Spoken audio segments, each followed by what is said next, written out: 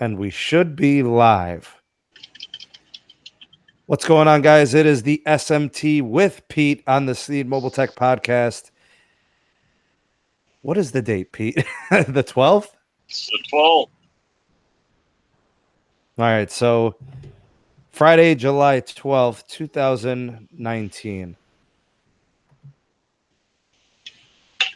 I had an exam due today for a summer course.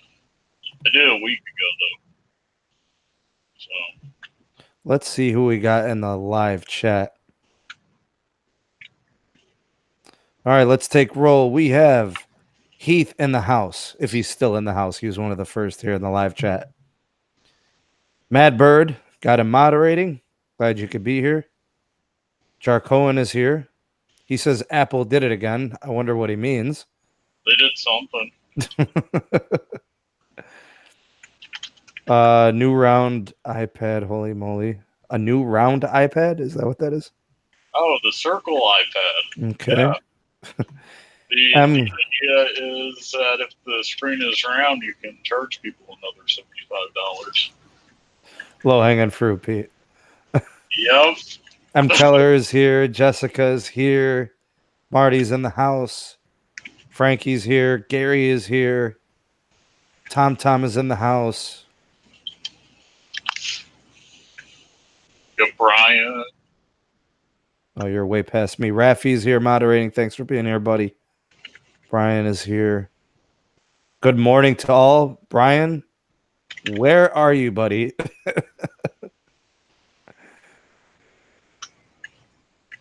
Must have just woke up. Unless he's, I don't know, England or something. Who else is here in the live chat? Jamil is here. Thank you for being here. He'll be moderating tonight. Let's get some likes going. So My boy Rex is here. We're going to talk about how Dave B is leaving Ting. Oh, yeah. Dude, I text messaged Dave like right away when I saw the story. I'm like, he's got to know about this, right? I figured he would have already known. And I caught him off guard completely. He had no clue. He goes, "What?" And by the way, when I told him his only choice was Verizon, dude, he flipped. Yeah. He hates Verizon with a passion. Willie Watson is here. He's in the house. Dude, if my only choice was Verizon.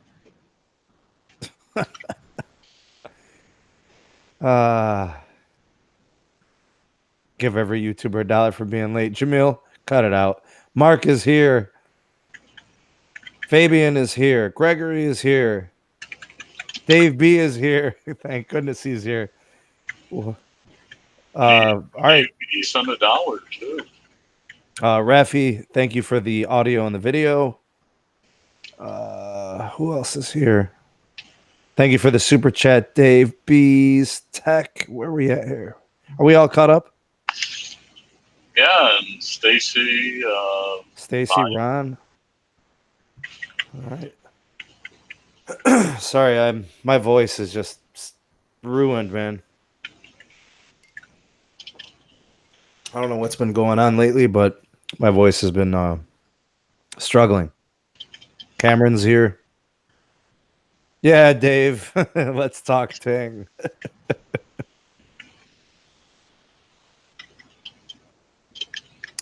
Char Cohen says, I'm pissed T-Mobile HD video isn't working. Buffering. I have the OnePlus promo. There's an issue. Yep. Jeremy is here. Glad you can make it. Totally be working. What's the deal there? What is happening? Is there something known going on?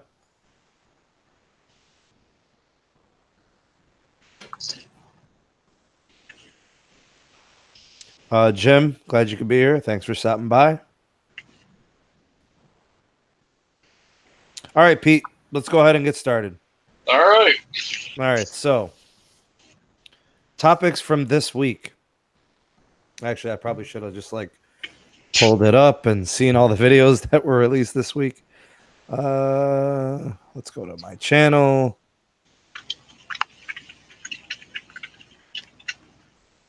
All right, going from most recent to most distant. I think it was this morning's video was the Ting thing. We'll talk about that today. We'll probably leave that more towards the tail end. Which wireless network reigns supreme? We had the PC Mag video. And then we also had the Ookla speed test video, right? It was those two. So we had the Ookla data, and then we also had the PC Mag data. And they did things a little differently, so their results are also a little different. To start the week, it was the whole Google thing with the merger. Which, by the way, Pete, like, I don't know, man. Why can't they just settle it? Tell us if we have it or not. This is why we can't have good things. Well, I got a lot of pushback, man, from that video reporting on the whole Google thing. Yep. And honestly, I didn't think it was warranted since I was just reporting what like multiple sources were reporting. And then people were like, they're like, oh, Google is disputing it. Well, who cares? You know, like Google disputes everything and then stuff happens. So whatever, you know. And me personally, when there's smoke, there's fire. So something's going on. And the barn's on fire. Yeah, so whatever. What's up, Mark B? Hit the ropes. BK's in the house. Where Brooklyn at? M. Keller hates MVNOs. I don't know why. Because they congest your network. MVNOs, man? How much MVNO traffic you think it is? If you had to give a percentage capacity on a network, what MVNOs use? Well, if you're T-Mobile, every MVNO is capped around 5 or 6%. So that actually gives some hard data to the amount of concessions the Deutsche Telekom is giving Dish for their service. Ah, that's interesting, Pete. So when Deutsche Telekom says we want to give them 12.5%, they're actually doubling everyone else's. Like doubling what Dish would get compared to Ting or Republic or. Is that confirmed? Like from the MVNOs? It's floating in that area. Okay. I've heard hearsay about it.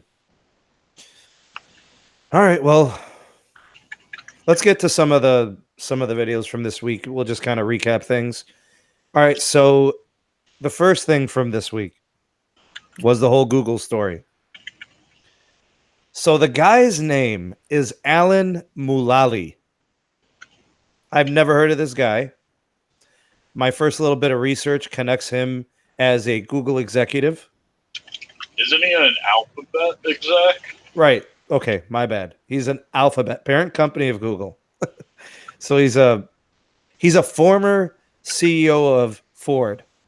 Yep. So he's used to big business.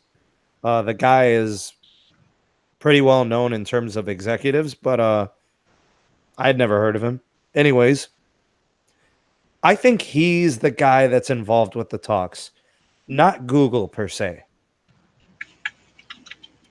I think like from the investment side, he's trying to maybe get in, find a way to maybe make some money, get involved as an investor. But it wouldn't, if he got involved, it wouldn't be part of Google as Google. It would be part of the holding company that G is for. So you could have G is for Google, D is for Dish. What's up, Jamal? Glad you could be here. I think it could be a segment of Google, kind of like an offshoot of something that he might set up, kind of how Visible is. I kind of see Visible as like somebody who works for Ford somebody who works for Verizon was given this opportunity, like, hey, let me run this prepaid arm on the network and let me bring some prepaid business to Verizon. I feel kind of like that's how it's played out. I feel like this might be something like that too. Because I don't see anything going on with Google Fi. So could we see something along those lines? Maybe Fi gets rebranded.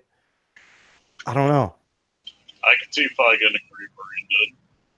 Because Google's never satisfied and nothing ever gets closure or finishes with them. So I wouldn't be surprised like if something secondarily came out of Google as an MVNO. But like I think the most likely scenario is him personally getting involved with Dish as an investment side. And like what's it going to cost to get 5% of Dish as a wireless provider? Like what is that? 200 something million. Could he swing that? I think he could. He could do it out of his own pocket. Well, that's what I'm saying. I mean, $200 million to a guy who was the CEO for Ford for X number of years, who's a current executive for Alphabet. He's got to be able to come up with 200 cash. If he isn't able to with liquid assets, he could easily get a loan. That's an easy loan. He could close that out in a weekend. Yeah. All right, so maybe it's a case of him personally getting involved. I feel like Charlie Ergen is just he's something else, man. He's Hey, if Google starts a new carrier,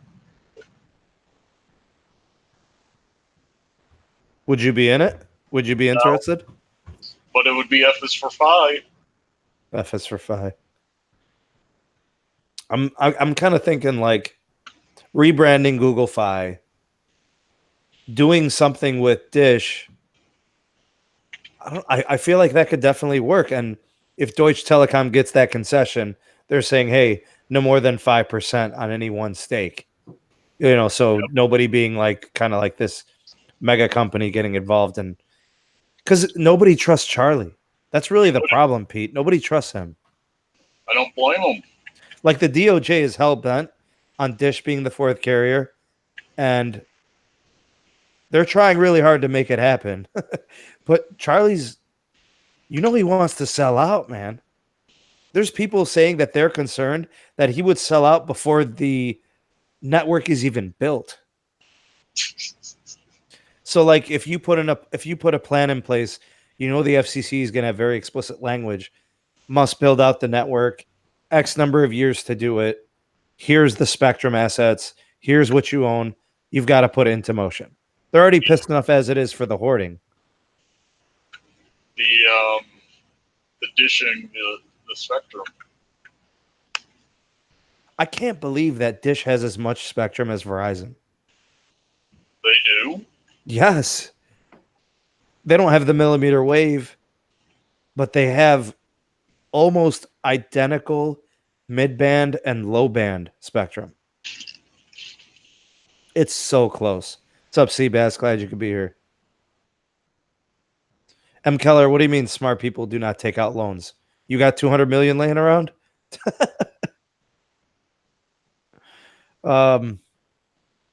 Yeah, man. They've got a ton of low and mid-band.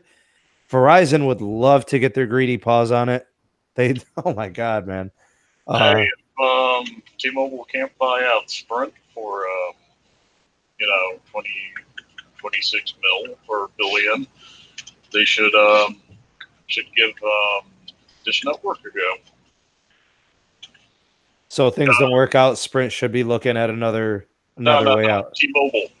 Oh, because I've said this quite often. T-Mobile isn't buying Sprint for the customers or anything other than their spectrum assets. Verizon wants Dish bad for their spectrum assets. T-Mobile wants Sprint bad for their spectrum assets. Yep. Specifically the mid-band. Yeah, so if you could buy out Dish with their mid-band. How would Uh, they, Pete? How would they regulate that though?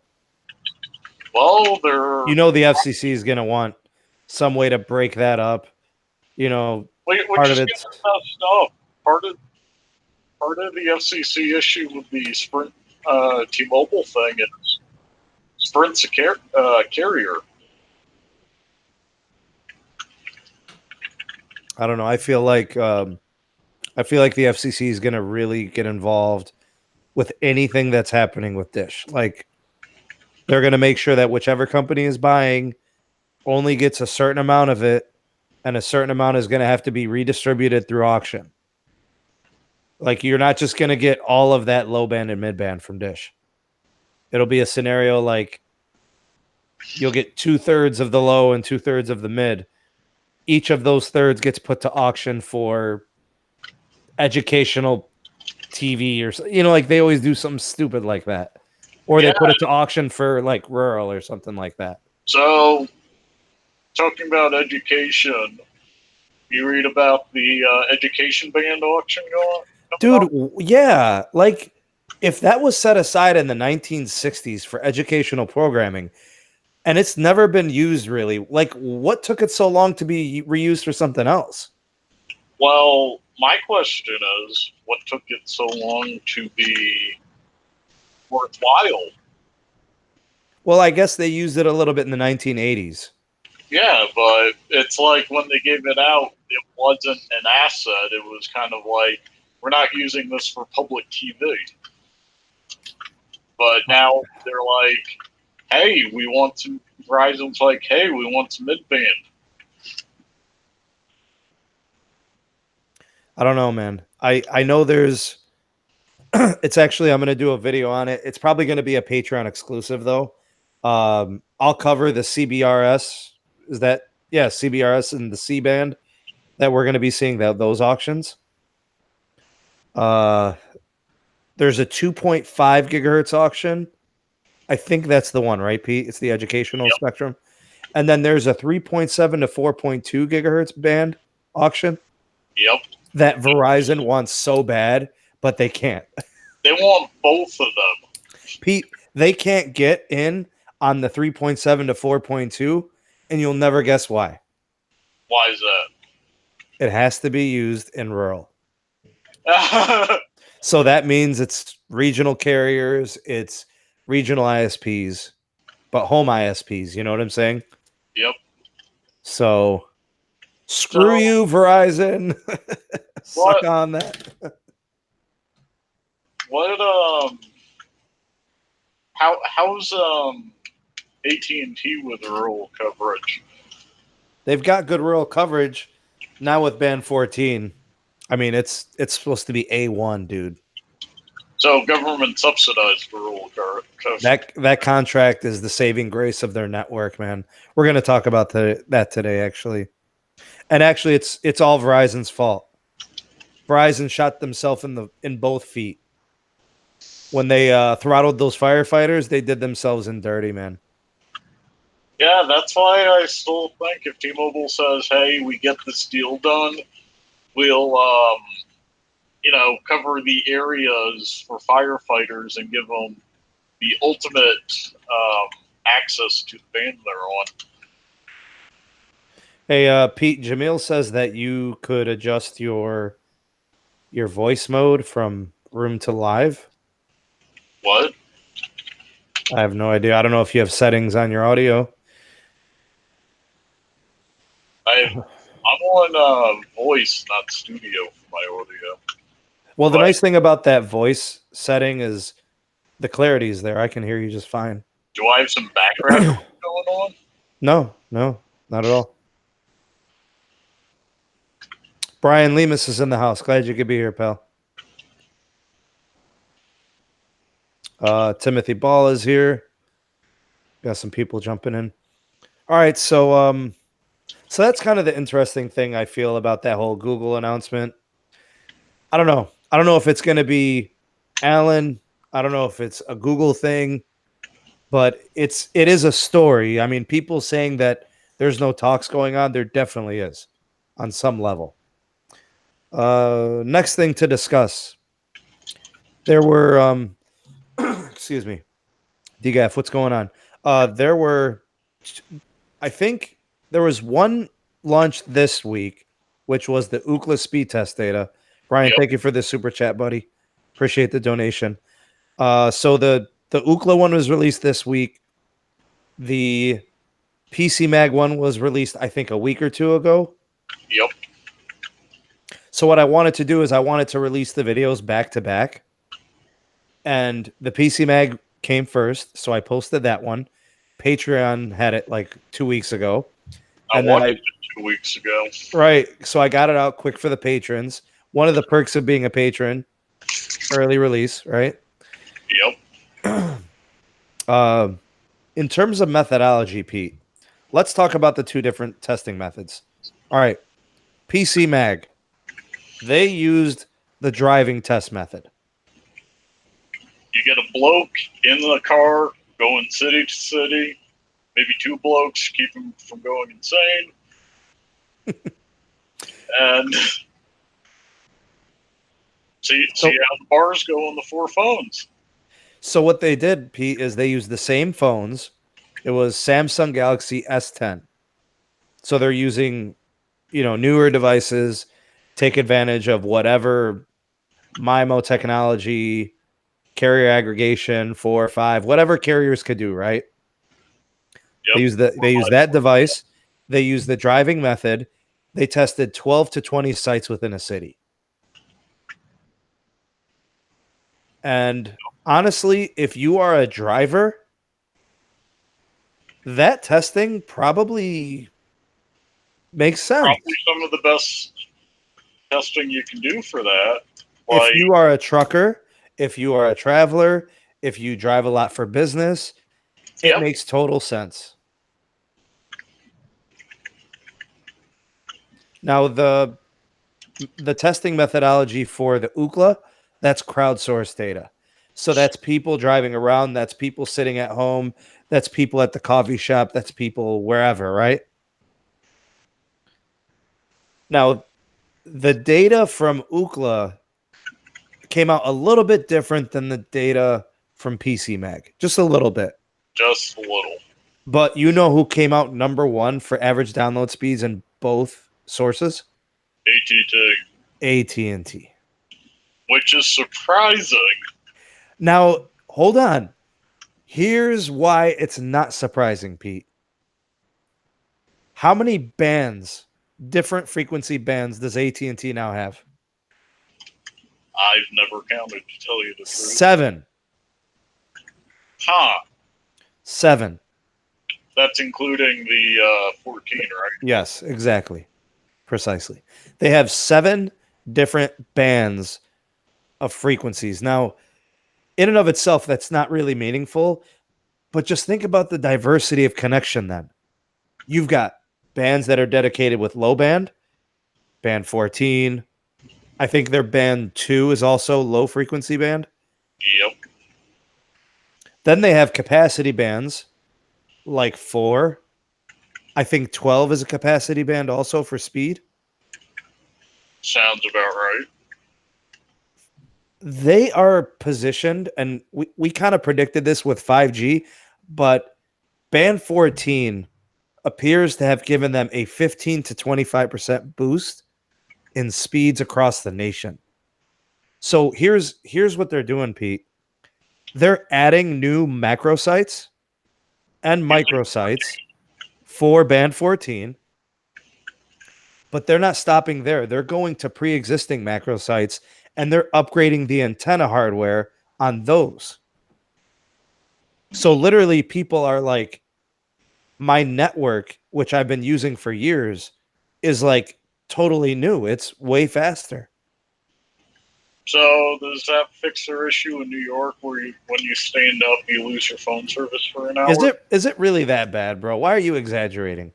I'm quoting John Oliver, who hates his parent company. All I know is that band 14 and the upgrades that AT&T has done have like completely turned over national performance for LTE for AT&T. Yep. It has nothing to do with 5GE or whatever it is, We know it's advanced LTE. But like literally, if you were to have whatever amount of money, like money doesn't matter, you have no personal vendetta against any companies. The best network for download speeds right now is AT&T. Chances are, and based on like the data collected by both entities, they even give you city by city, state by state, region by region breakdown. So there, I mean, I think of like the 7 or 8 regions, AT&T was the winner in like 4 or 5. There was like 1 or 2 for T-Mobile and 1 or 2 for Verizon. Which is a turnaround since the last time I've seen a nation roll out for like who gives the best service. It was a toss up between Verizon or T-Mobile based on what region you were in. Thank you, Brian, for the super chat. Appreciate the donation. He gave us. I find it incredible how AT&T did a complete turnaround because everybody was all bent out of shape that, hey, they went unlimited and now the speeds are slower. And we're seeing the same thing happen with T-Mobile, and we're seeing the same thing happening with Verizon. The only company right now that isn't slowing down and is not playing huge catch up is AT&T. So AT&T has completely changed their network performance nationwide, at least the perception of it. And Sprint improved greatly, but Sprint's just, like they've come up so poor in some of these performance metrics. Like they're improving like 30-40%, which is good, but like they're pretty far behind. So Yeah. I don't know. I'm just really surprised. Now, Pete, you give me your opinion on this, man. Average download speeds. It's a nice metric, right? Oh yeah. Okay. What does available LTE mean to you?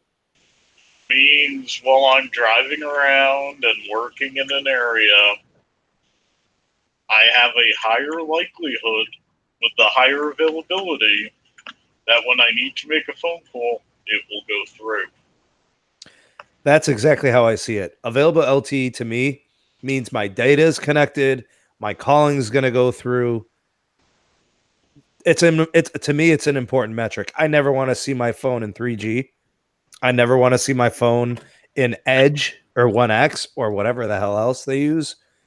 I want to see LTE. You know what I'm saying? So Verizon came out on top from Ookla for LTE availability. I think it was like 96%. Sounds about right. T-Mobile came in number 2 with 91%, which I was thrilled about. That's actually quite an improvement from like 2 years ago. When they were like 81%. Yep. So they've increased 10%. I mean, they're covering the nation pretty good. That shows you what Band 71 is doing for them, Pete. It is. Now, if only they could get that Spectrum Sprint or Disher sitting on so they could cover the rural areas within band. I was impressed by that T-Mobile metric with the LTE availability. I was not impressed by their average download speed. Nah, it seems to be going down a little. I mean, it improved like 5.5% or something. Or no, 5.5%. I think the same thing as Verizon was like within a 0.1%. Sprint had a big jump. AT&T had a big jump. So they were the big winners in speeds. Sprint had a lot of room for improvement. Right. So to me, honestly, like while the Sprint improvement is meaningful, to me, it's still a lot of catch up. T-Mobile and Verizon, let's talk about this real quick. I've only heard if for 2019 congestion issues out of 2 networks, Verizon and T-Mobile. People are complaining about speeds, Pete. Oh yeah.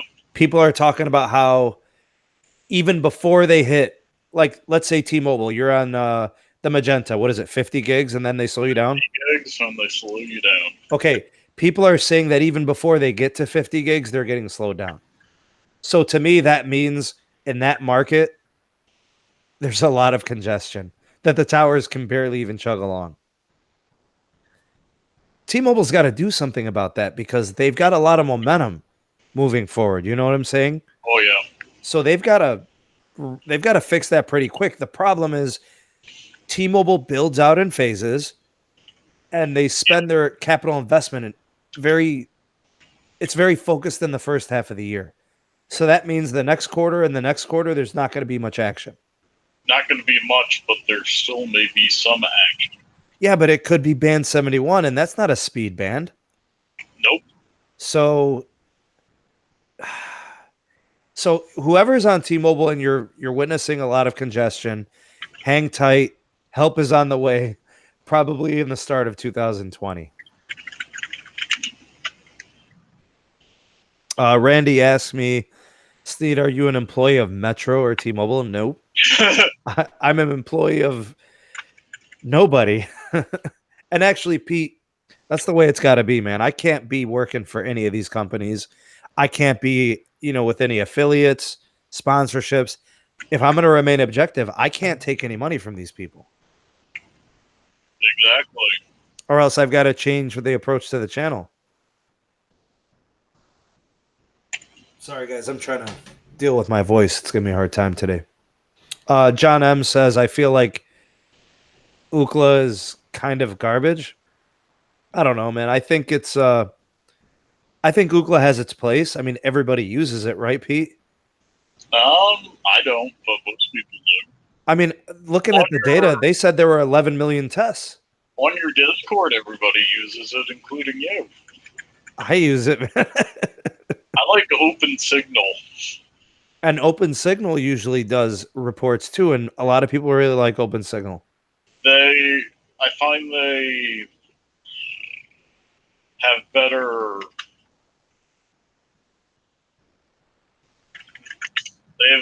like data usage things than Speed Test does. I don't know. I always wait for Open Signal to drop their data too, and I can report on it. So now we've got a nice little collection. Like if Open Signal drops something, that's Ookla, that's Open Signal, that's PC Mag. It's good collecting the data. I like reporting on all of them. I mean, the more data, the better, right? Nothing wrong with extra data. So here's what Ookla says for the first half of 2019. They have AT&T averaging 33 megabits per second, T-Mobile averaging 31, Verizon averaging 29, Sprint averaging 28. In and of itself, I mean, give or take 4 megabits per second, right, Pete? Yep. This is why average download speeds don't tell the whole story. Verizon's got 96% in LTE. T-Mobile's got 91%. I think that's meaningful.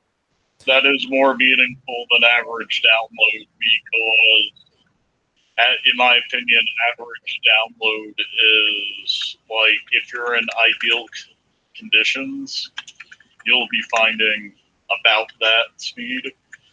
But if you're in an area without connectivity, you can't even access that speed. Heath Gaskill says, I just did a speed test on my Metro phone, 0.92 megabits per second. That's a sad state of affairs.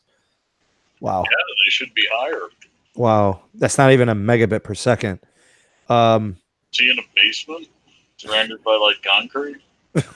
Hey, Pete, Verizon had no service, only 3.3% of the testing time through Ookla.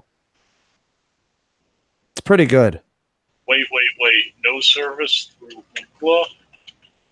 Like whenever they did speed test, there was it was like they said that was the lowest of any of the four carriers, 3.3%. All right, Dave B's coming on. For the Ookla reporting, does that mean like they're using somebody going around and doing it? Because I see no point in doing a speed test when you have no signal. I don't know. I think what they're doing is whenever they run a speed test, if it's unsuccessful, they count that as no connection or something like that. I don't know. That's what I'm thinking. Um, AT&T. I don't know if you buy into this at all, Pete. Do you think AT&T's ability to push new phones makes a difference? For AT&T and their salespeople, it does. Because if you're getting a bunch of people into Samsung Galaxy S10s, they're getting 4 and 5 carrier aggregation. Well, you know what that's going to do for download speeds. What type of speeds can you get with 5 carrier aggregation? I could probably get around like 200. See what I'm saying? I think that matters. I'm trying to get a Dave on here. I think I got it. Because like if they're pushing new devices, that's going to change things a little bit. So people that are running older legacy tech, their speeds are going to be slower. You know, if they've got a phone from 3 years ago versus a Samsung Galaxy S10, which is doing 4 and 5 carrier aggregation. And if it's a 3G phone, you're also going to get more people buying in. A 3G phone. When is AT&T shutting down 3G? Isn't it like 2021 or something, 22? I think I heard 2022. Okay. I don't know what I just did to the live chat. What did I just do? All right, here we go. Up, it's gone. Where'd it go? Pete, you got the live chat? Yeah. Okay. I got best speed performance I've gotten on Sprint is on band 40, 3x carrier aggregation, 216 down.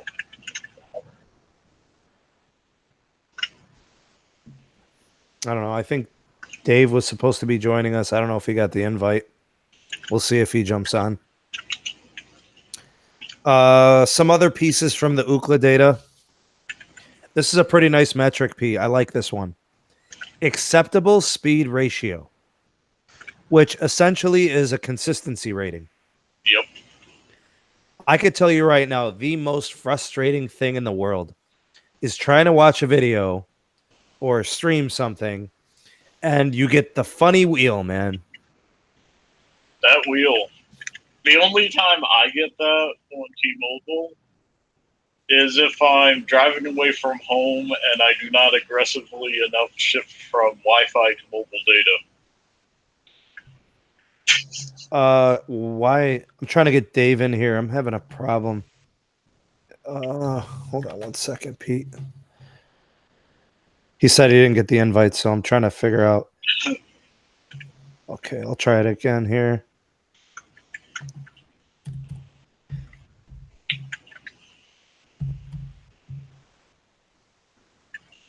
Okay, I think we should be good now.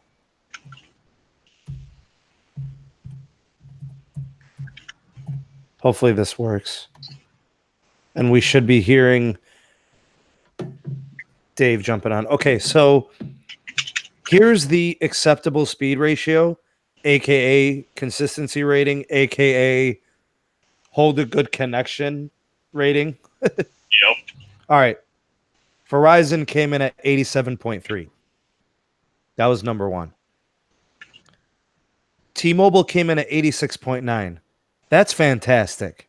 Yeah, that's actually pretty good. So in terms of user experience, if I'm going to recommend a network, you could probably recommend Verizon and T-Mobile the same. They're within 0.4%. Yep. And if you're just, because we're talking about user experience, right? Consistency, connectivity. AT&T came in at 85.9. So there's a full percentage difference between T-Mobile and AT&T. Yep. Sprint came in at 81.2. And you got people asking me, why am I always ragging on Sprint? Verizon's at 87.3. T-Mobile's at 86.9, AT&T's at 85.9, and Sprint's at 81.2. That's bad. What am I supposed to do with that? Like, why, Sneed, why are you always dogging Sprint? What do you want me to do with that? 81. Verizon's over 87, T-Mobile's about 87, AT&T's about 86, Sprint's 81. This is for LTE availability? No, this is for like it's a consistency rating, like a good connection. No, 81 compared to almost 90, that's not, no. Why do people get mad when I report things like Sprint isn't up to par? It's not that I hate Sprint. I have to call it like it is. I love the idea. I love Sprint's ideas. They have good spectrum if they knew how to roll it out. Like if they could roll it out with their massive amount of debt, they'd actually be pretty good. Can I ask you? You guys know me. You guys have been on the podcast. You've been on my channel for 2 years. Am I a Verizon fanboy? No. Do I hate Verizon? No, I hate Verizon, but that's different. You guys don't think I hate Verizon? No. Only kind of. Yeah, I there's a part of me that really hates Verizon. Well, I think a part of us hates a little bit of every. I think a part of us hates at least one of the companies. Like I'm a big hater of AT&T. I hate Verizon a bit. I enjoy T-Mobile, and I would actually consider using Sprint if their signal and service were better. Hey, I'd go with Sprint too. Service is better. I don't know. I don't know how to report in a way that's going to make Sprint look good. I'm going to report it the way it is. Their 5G in Kansas City is amazing. Pete, I've you know it. Since Sprint dropped their first 5G, what did I say about it? This is good. I was going to say, didn't you say something about Sprint was winning 5G because of the fact that they actually had it available? Yes. Yes. Yeah. And it's actually doing pretty good? And then I got people telling me, why am I always dogging Sprint? That's not dogging Sprint. That's actually praising them for something they did well, which I agree with. Kansas City. Oh, Jamil, thank you for the super chat, buddy. Sprint is the best. Come on, man. Really? All right. Whatever. All right. I just had to say that. All right. State by state breakdown. You guys ready? Yep. According to Ookla, Rhode Island has the fastest download speeds. Well, of course. It's tiny. 25 square miles. It's one of those tiny states that doesn't necessarily surprise me. Less area to cover, and you can put more macros up per person. You have Providence, which has 80% of the people, so you bolster that, and then you need small towers all around the plantations, and you're covered. They're the only state with an average download speed over 50 megabits per second. Well, yeah, they're bolstering Providence, which is the only city. Rhode Island is a Verizon and Sprint territory. Number 2, Minnesota, T-Mobile country. That does not surprise me. Yeah, 48 megabits per second on the average download. Going back to Verizon, Sprint has always been good in Verizon. Same with 9X or Bell Atlantic. 9X, man. You're digging back into the 80s. Hey, I used to roam on them with my Bell phone. Washington, D.C. came in at number 3. Delaware, number 4. Those are AT&T regions. And Massachusetts rounds out the top 5, also an AT&T region. All right, slowest states. Wyoming. This is not a surprise. That's the second year in a row. They are the slowest state. 2 years in a row? 2 years in a row. Less than 20 megabits per second on the average download. Well, that is not surprising. Here's the thing. You get 4G in Larimer, Cheyenne, and Buffalo. Every other location, you either get 3G or nothing. And Well- you have Verizon being a statewide. You have a T-Mobile NVMO. No, Verizon NVMO of Union Telephone. AT&T Band 71. Not AT&T. T-Mobile. T-Mobile Band 71. Right. Which they've been putting out over the past 2 years, and I get about 15 megs, which is enough to make a video call. For the other slow places, to round out the top 5, Mississippi, Iowa, Not a surprise. Alaska. Not a surprise. Why did they even bother with Alaska? Like, there's just a couple of cities that you're gonna have any type of cell phone connection. If you're going to be in Alaska, you either need an amateur radio or you need one of those satellite phones. Yeah, straight up. You have phone service in Nome. You're better off getting a signal from Russia than getting anything from the American side. Wasilla. Now, Wasilla, you can get Soviet wireless. Actually, Jamil with the super chat. Thank you very much for the donation, brother. in Alaska, apparently a lot of people use HF amateur radio to communicate back and forth between places. It's pretty effective. Yeah.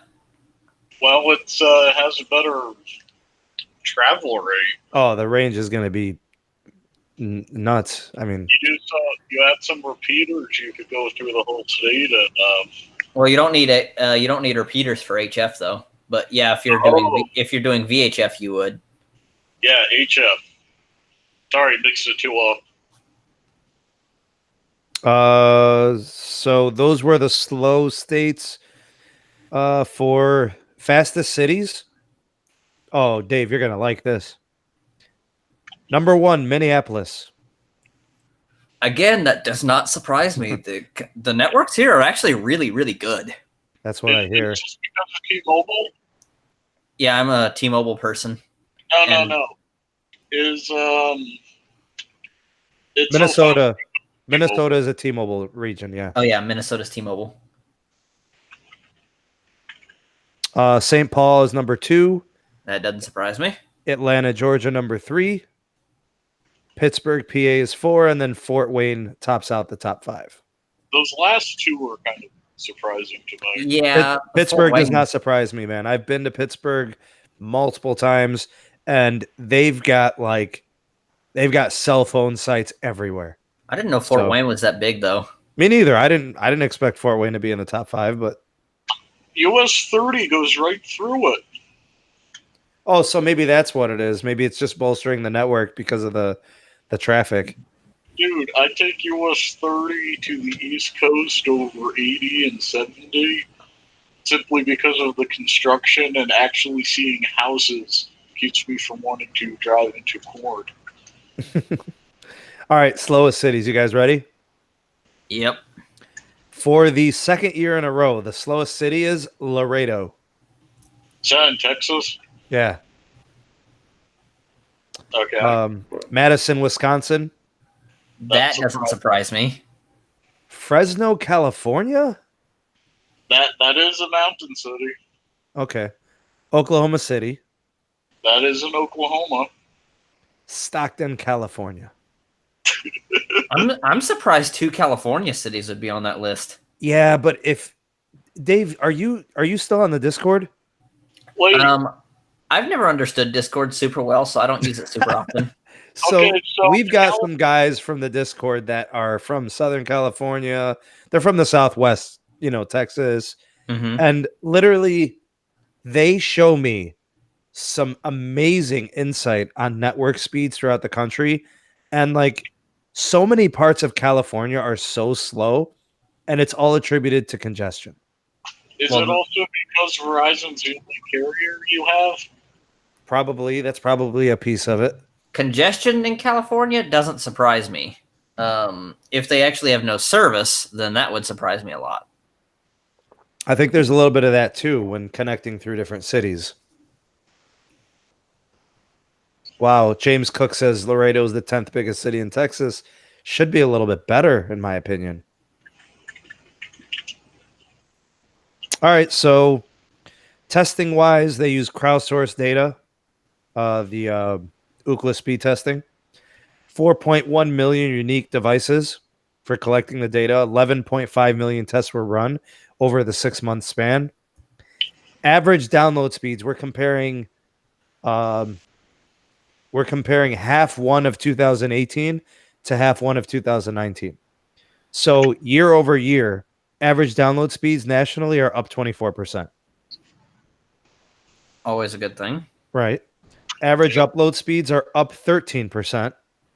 Isn't the upload still like less than 10 megabit a second though nationwide? You don't understand how much this drives me crazy. Are we like 48th internationally in average upload?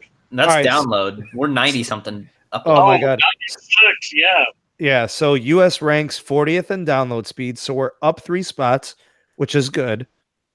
We're ranked 94th internationally in upload, down 21 spots. What the hell?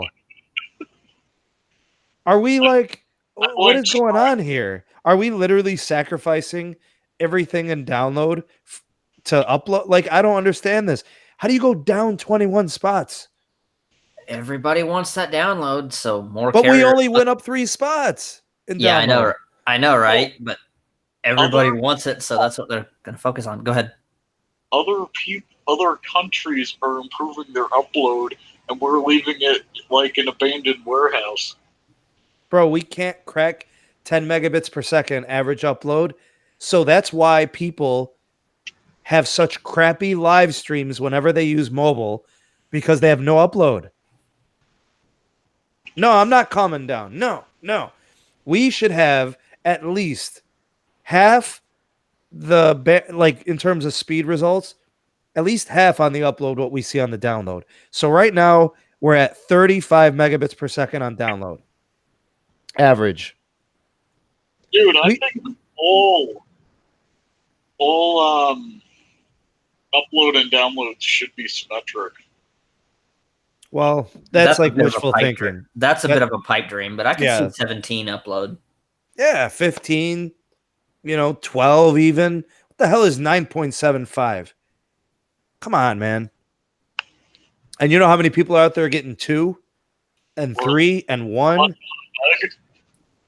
It's ridiculous. I get about 40 over here near my house, but like I'm literally like a rock stone away from a tower. So I don't know. Here's my takeaways. All carriers improved their download.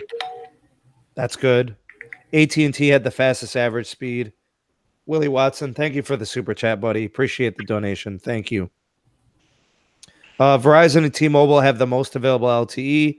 Sprint improved, which is good. They're still playing that catch-up game. And the U.S. has a lot to work on in terms of download and upload, especially upload. Jesus. Pissing me off. But that's it. That's it for the Ookla speed test stuff. PC Mag, they also did their thing. It was pretty similar. The numbers were a little different, but the order in which they performed was pretty similar. So AT&T came in number 1 for average download speed. Verizon and T-Mobile also had the most available LTE. So not much has changed there. For a second. What's that? You sounded a little muffled for a second. Dude, my throat, like my voice is just shot. It's, I don't know, Sneed's dying. All right. Yeah. I probably shouldn't have gone off on the upload thing. I should have saved my thunder. Get some water, right. Dude, I'm all right. That's better, I guess. Okay, so now that we got that speed testing stuff out of the way. Oh, Dave, you're on. Yeah. Ting. Man. What are you about to do, bro? I'm gonna stay with them, and because I actually like Ting, and if they're gonna go with either of the 2 other carriers, I'd rather them go with Verizon than I would them go with AT&T, because I hate AT&T more than I hate Verizon. Hey, if you want to get rid of Verizon and stick with T-Mobile. There's always Republic. I can't leave Ting, man. I can't. So just in case, Dave, just in case everybody doesn't know the story, do you want to explain what's going on with Ting? Yeah, sure. So Ting is an MVNO currently of T-Mobile and Sprint, and so by late 2020 they plan on leaving T-Mobile entirely and going with Verizon. So any customers that are on the T-Mobile side have to move over to Verizon, the Verizon side, or Sprint, and they can do this if they want. That's perfectly fine. But it's going to definitely inconvenience some people. I think they're supposed to be issuing some minor credits for people to make the transition a little easier. That's what I'm given to understand. By the end of 2019, they'll no longer be activating GSM T-Mobile devices. And then by the end of 2020, they're going to cut off the contract with T-Mobile entirely. So it'll leave people without cell service that haven't switched. Mind you that this is a 1.5 year notice, so I don't think it's going to impact too many people too badly. It's pretty good notice. I would say that there's going to be a small population of Ting customers that are going to be a little bit pissed that they have to change their phones. There are probably, in most cases, that's enough time, like you said, to figure out what you're doing about a new device if you have a GSM only phone. There's probably some people running some older legacy tech, but for the most part, if you have like a global unlocked device, you're good. You're just gonna have to change your SIM card. Like I'm running the OnePlus 6. Okay. Go ahead, Pete. You don't have to change the SIM. It's still a Ting SIM. You just shipped antennas. No. So the way this works, Pete, is there are GSM SIM cards and there are CDMA. You have the GSM half. Gotcha. Yeah. So what I'm saying is the people that Dave, you brought it up when we were talking earlier. Remember how you mentioned some of those like Android One devices, the Xiaomi's and stuff like that? Yeah, the Nokia 6.1s, things like that. Those are GSM only, right? Those are GSM and LTE only. If all of Verizon's calls were routed over LTE, I think those phones would work because they have 2, 4, and as long as they had 13, I think it'd be fine. See, that's the thing. 13 is so critical on Verizon. I don't know if all of those phones have 13. I have the OnePlus 6, for example, and it was not a Verizon phone. The 6T is, but it does not have 13. And so they won't take it onto their network. I don't think they'll take any phone without 13. Most of those phones, I'd say 99% of them, do not have band 13. Because band 13 requires, it requires an additional licensing cost that a lot of those companies won't take. So they'll have 2, they'll have 4, they won't have 13. They usually have 12, and they usually have 17, which is why they're good with AT&T and T-Mobile. Mm-hmm. There's going to be a handful of people out there, here and there that are going to be like, dang, I got to decommission my phone. I really didn't want to, but it looks like I'm going to have to. They'll be affected. There's going to be a handful of people, again, that are going to need new SIM cards. And then there's going to be people like you, Dave, that are just like, all right, I'll just sell my OnePlus 6. I'll upgrade to something, and I'll stay with Ting. I think everybody's going to have to. Get a new SIM card. Yeah, because and actually there is one thing I can help you with that I've experienced because I have Verizon. When you want to use a phone on Verizon's network and it's an LTE only device, like it doesn't have CDMA, you actually have to call them and request tier 2 customer care and tell them, I need to add a device to your whitelist that's an LTE only device. I had to do it with my OnePlus 6T. Oh, wow. Because I wasn't getting texting. Texting on Verizon default goes through CDMA. Yep. I think when Ting does this, I think that they will be responsible for that because they can generally do that kind of stuff on the network provider side. It was kind of a pain because I had to call. The first customer care rep had no idea what I was talking about. I said I want to put in an IMEI for an LTE only phone. She had no idea what I was talking about. They sent me to tier 2, Dude, and tier and two then sometimes doesn't know. that's exactly the point. Tier 2 also didn't understand. He goes, "Why are you having a problem?" And I said, "I'm not getting text messaging. The phone I'm trying to use is LTE only. It doesn't have CDMA." He still didn't get it. And I'm like, "Look, I need you to provision my phone. I'm going to give you the IMEI. I need you to provision it so that everything goes through LTE," which I guess there's like a setting and a whitelisting thing that you have to do. As soon as it did that, all my texts started coming in. Oh, wow. But I had no idea because when I put in my SIM card, it worked.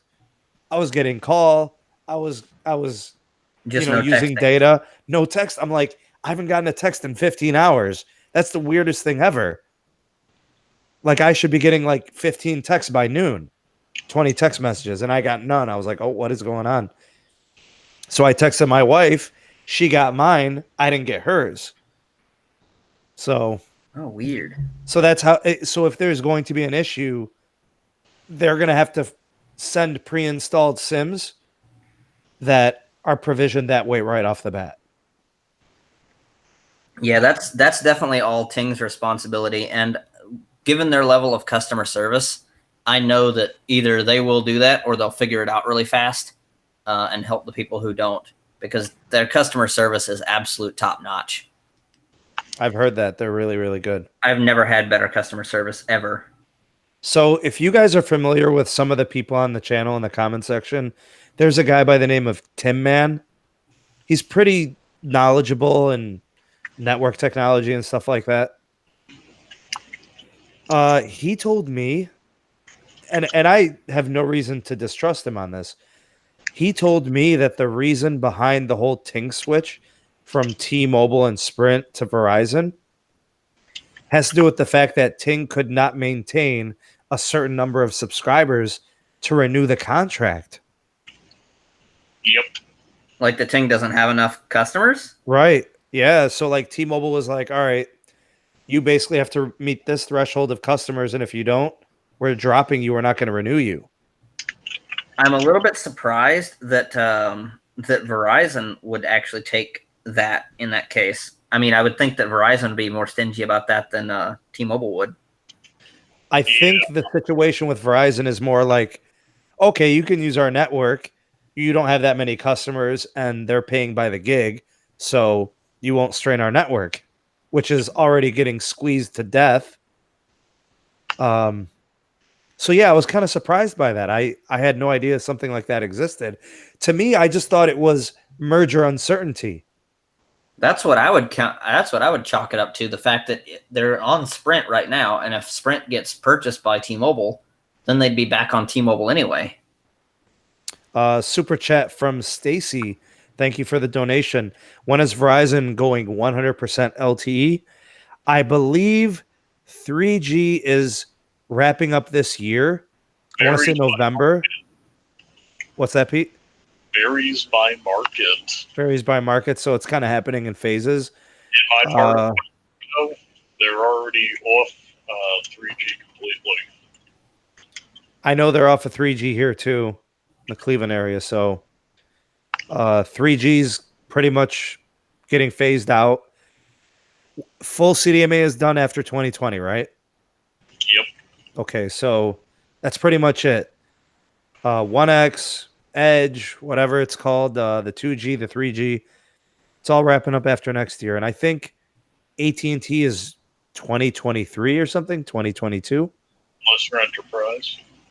Right. But enterprise is a different story for everything. Yeah, it always is, isn't it? So with enterprise, you could continue to pay Microsoft for Windows XP updates.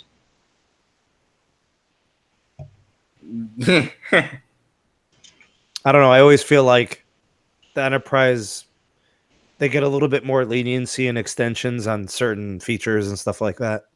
Well, it's because we don't want to break our code. So, yeah. change one thing, and it could cost us, people who work with Enterprise, several tens of thousands of dollars just to go get everything working again. So paying an extra few $100s a year It's not that big of a loss. than the alternative. Connor says, is Verizon going to refarm? Yep. LTE, 5G. But they still want to get in on those auctions. Oh, Jamil, nobody likes Ting. Come on, man. People Dude, love Ting. Like, Ting customers are extremely satisfied. Ting customers are some of the most adamant I've seen. You look on the subreddits and on the forums and stuff like that.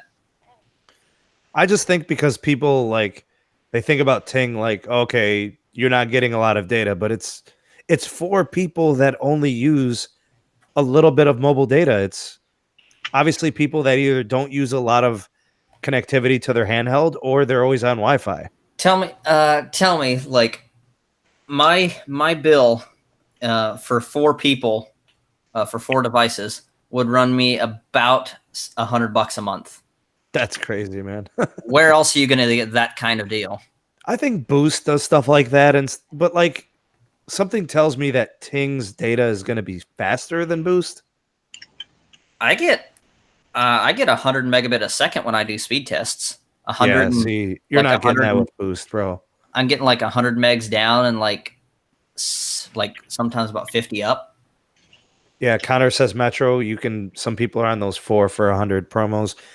Yeah, but that's like the same thing though. Like, you got Metro, which is a prepaid arm of T-Mobile, and Ting's a value MVNO of T-Mobile. So, But the great thing about Ting is the fact that your bill changes. So if you use less, you pay less. There are people like my grandmother.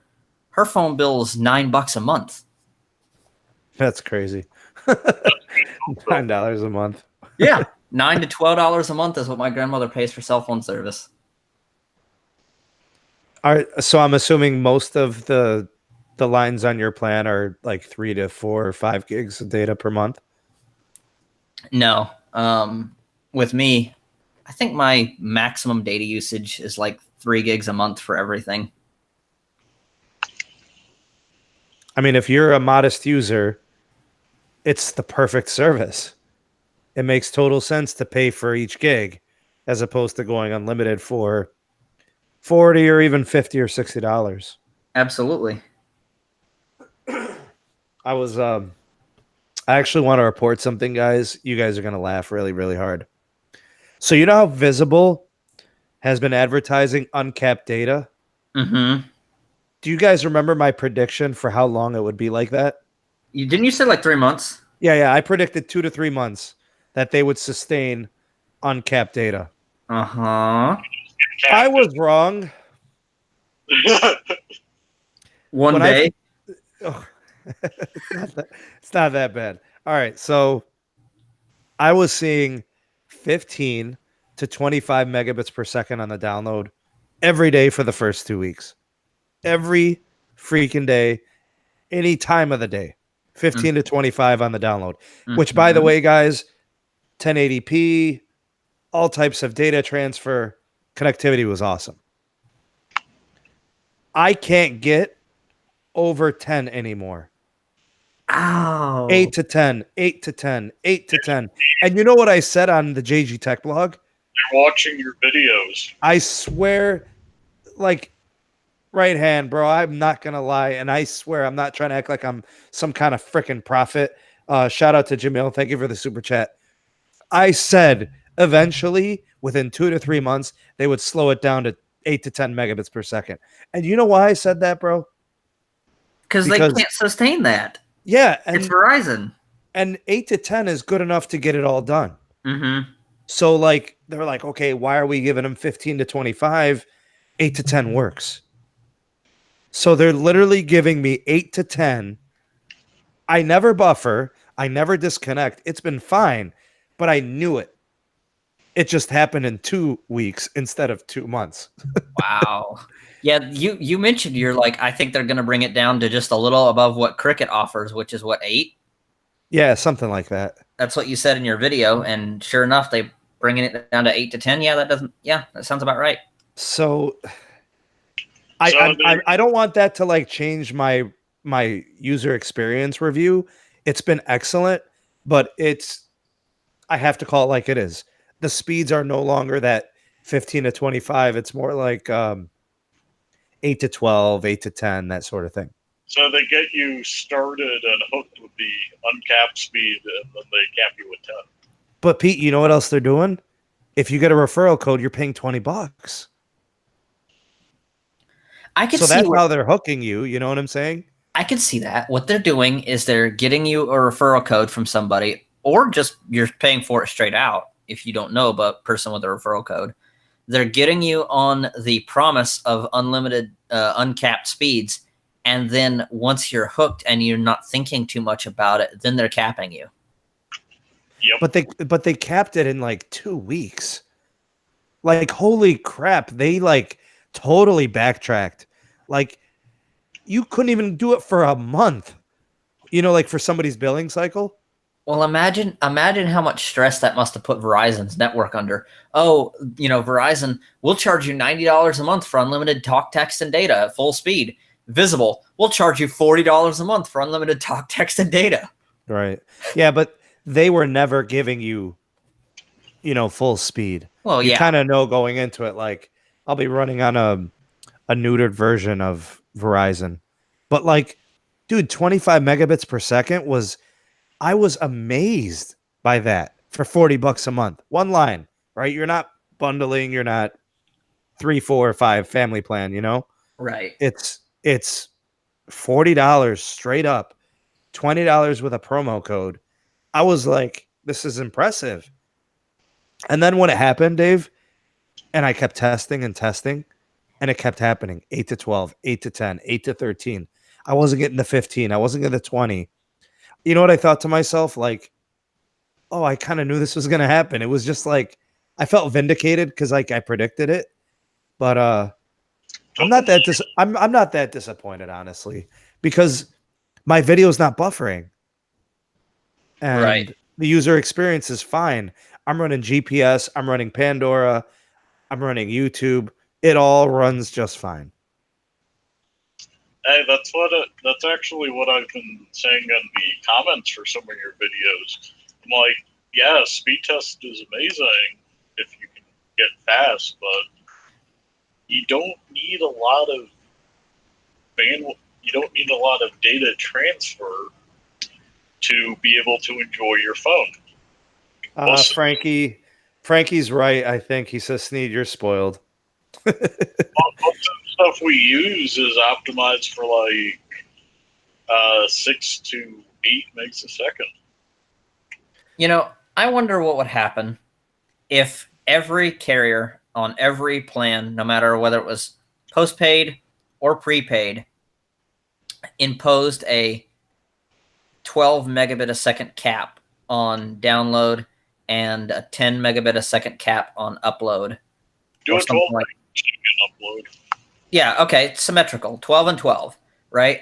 I wonder if that would help congestion, because the fact that people wouldn't be trying to pull down gigs and gigs and gigs worth of data at extremely high speeds. I wonder if that would help with congestion in like New York City and Chicago. But yet it would. Go ahead. The expectation of you're not supposed to be using a lot of data would be there, and yeah, you would lower congestion a little. Yeah, but it's an unlimited plan. I mean, well, right. Offer them unlimited talk, text, and data at 12 megabit a second, because what causes congestion isn't necessarily the amount of people all the time; it's how much they're pulling. Yeah, but they've been throttling in other ways. Like, for example, video. They're telling you, okay, we're going to let you get 720p. Well, that's 3.7 megabits per second. That's not ideal. Right. I'd like to see, if you're going to do 10 to 15 megabits per second, I want that for all data traffic. I don't want any type of throttle on my video. I agree. I think if they did impose a cap like that, that it should be for all data traffic, no matter what it is. It should be for that, because if they could offer consistency, we can offer you 100 megabit a second, or you can get one if it's congested, or we can always offer you 12.5 megabit a second, unless you're in an extremely, extremely rural area with poor service. Would you take the 12.5 megabit a second guarantee, or the possibly 100, but possibly one? I think the guarantee, personally. I would think the guarantee would be better. Definitely the guarantee is better, because that guarantee results in continuous playback on your video, no buffering, your music will be uninterrupted, your GPS will not disconnect temporarily. I mean, everything will be steady, right? I mean, that's valuable. Because the only time you would ever have less than that amount would be as if you're in extremely rural areas, like where there's 1 bar of cell phone service. But even then, like, low end frequency can get you 5 megabits per second. That's true. So and that's enough for your GPS, your Pokemon Go, and 720p YouTube. If you can guarantee a consistent 5 megs a second. So or wait, the kids are doing that Harry Potter now, right? is that the newest thing? I don't know. Oh, the Harry Potter game from whoever, yeah. Yeah. I can tell you guys right now, like, my perception of network performance has definitely changed over the last 2 years since I've had the new Verizon Unlimited. I used to worry about the high end speed, and all that was cool, but they don't let you use it. You test it and you're like, oh wow, I'm getting 150 megabits per second. But they're throttling me on fast.com. I'm checking it. It's like 3.8 megabits per second.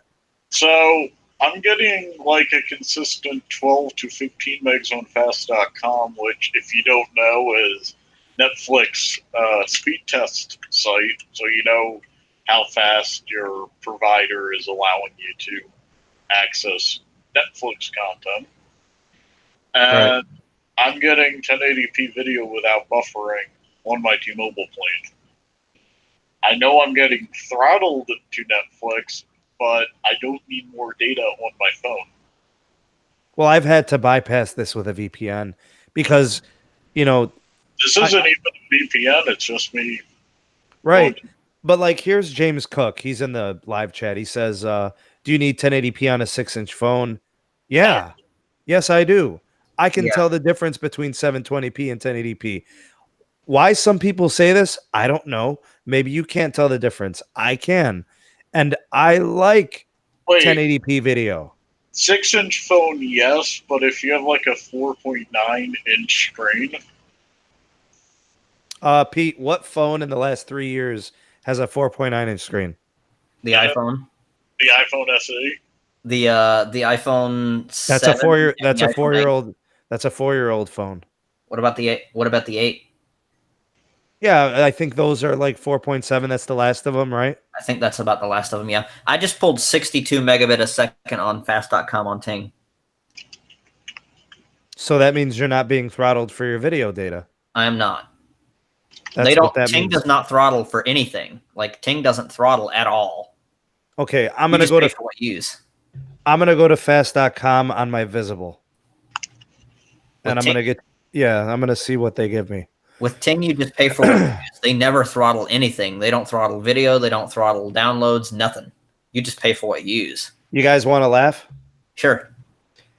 Here is my Visible phone getting me 6.4 megabits per second on fast.com. That means I could do 1080p no problem on that.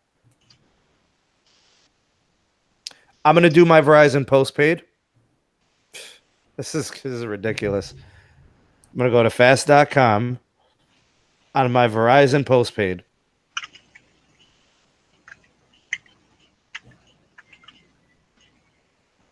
$4.4 megabits per second. 4.1. 3.9. Wow. Do you see why I'm like, bro, this is a postpaid line. This is a freaking prepaid line. Your postpaid should be faster than your prepaid. Do you see why there's things about Verizon I hate? Mm-hmm. This is a postpaid unlimited plan. And then I have a visible, cheap ass plan doing 40% faster speeds on video. Bro, So, I want to disconnect my postpaid line and just roll a visible. That's what I would do. I'm actually a little impressed with T-Mobile on my LTE tablet through them. I'm getting capped at just the right speed for 4K content on Netflix. I'm frustrated, bro. I can't watch 1080p on my postpaid line. I get throttled down to where I get like 720p and 480p, and then my visible shoots 1080p no problem. I'm like, everything's good.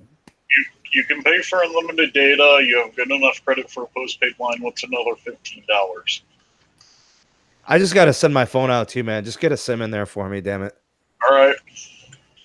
I'm going to send you, I guess I'll just send you my OnePlus 6T. Just throw a SIM in there for me, bro. That should be fully compatible with T-Mobile. Oh, it is. You'll get some. You'll also get some benefits from their. Wait, is there 5G in Chicago millimeter wave or low band? Or not Chicago, Cleveland? Got a super chat from Jamil. Thank you, bro. The 6T doesn't have 5G capability. No. That's not what I'm asking. I'm saying is T-Mobile millimeter wave or low band for 5G in Cleveland? Millimeter wave. It's active. It's live right now. They need to roll out their low band, man. Verizon's coming to Cleveland later on this year. You'd get better cover. You'd get better performance on 4G with the low band 5G. Hey, I've come to a conclusion on 5G, and this is like a revelation. And you know, we've talked about this, Pete. You know Neville, right? Love the man. Neville is, for those of you that don't know, he's is it the CTO of T-Mobile? Yep. CTO, Chief Technical Officer, right? Chief Technology Officer. Yeah, of T-Mobile. Of T-Mobile. Okay. That's basically that's like a superhero in Pete's eyes. He's basically Captain America of wireless networks. Oh yeah. Okay. All right. He said something that made so much sense to me. And here's what he said. And Dave, you could chime in on this too, of course. He said 5G networks suck so bad right now, you can't charge people for them. Yep.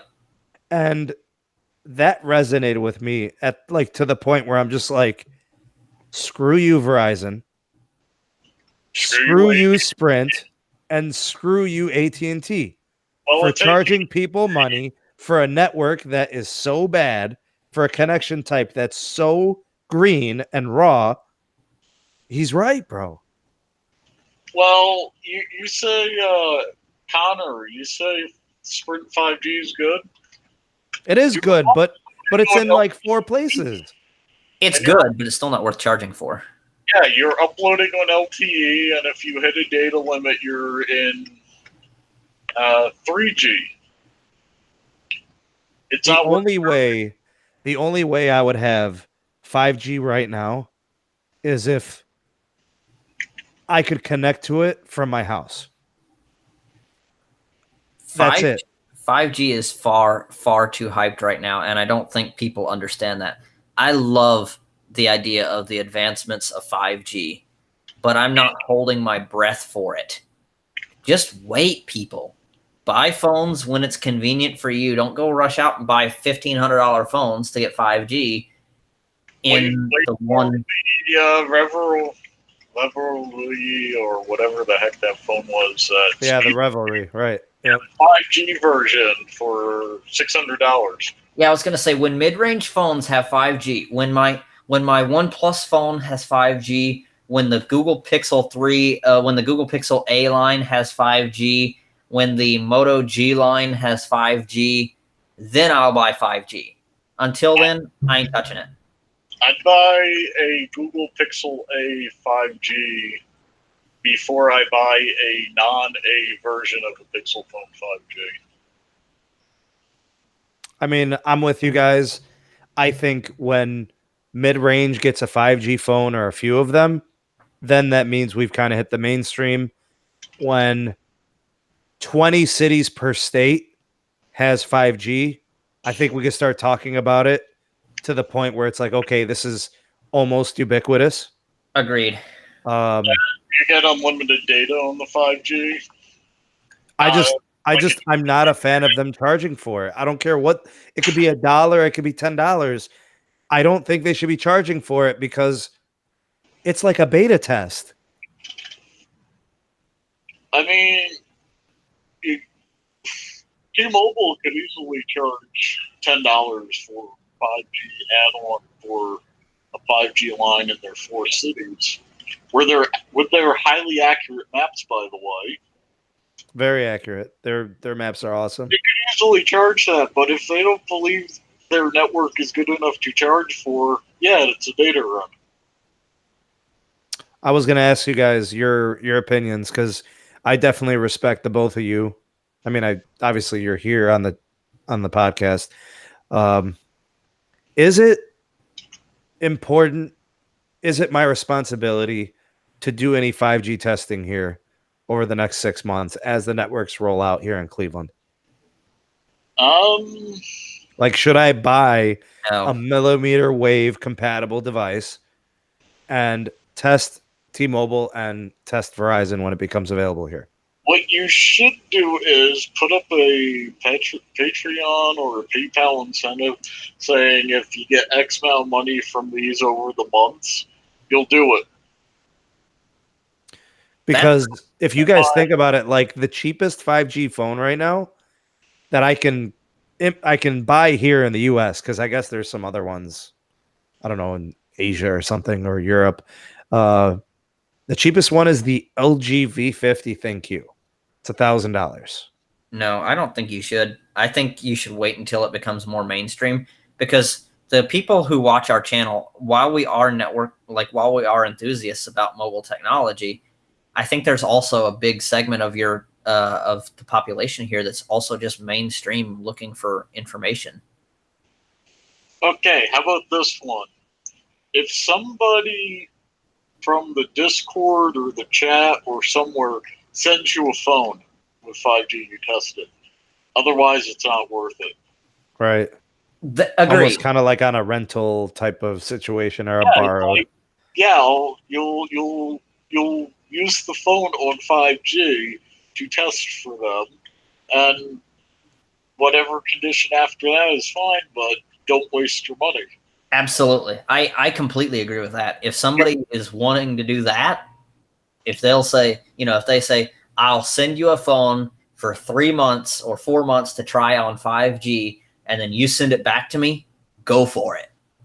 Man, I want to say it might be Jamal, but I think there's a patron that has an S10 5G. So it would be a better investment in your money to get Yasmin a Switch Mini than to get a 5G device. I would pay Jamal. I think it's Jamal. I'm almost positive. I would pay him $100 to borrow that phone for 1 month. Hey, that means he's only wasted $1,400 on it. I feel like he paid cash, man. I think he traded in his S9. They gave him like $500 on trade-in or something ridiculous, $400 or $500. Well, then he would have been down to burning $900 on it. I think are they 12 or 1,300?